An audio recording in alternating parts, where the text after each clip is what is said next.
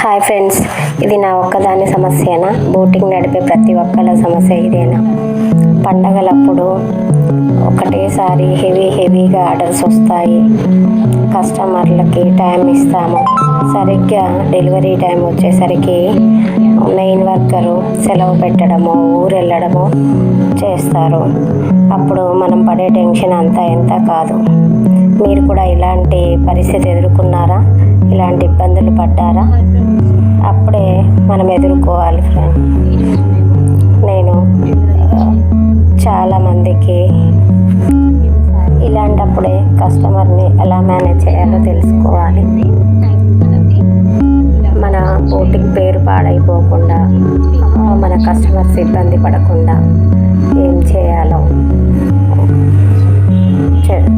తెలుసా? మాకు కూడా సొల్యూషన్ కావాలి అనుకుంటే నెక్స్ట్ వీడియో వచ్చేదాకా వెయిట్ చేయండి. సింపుల్ ట్రిక్ చెప్తాను.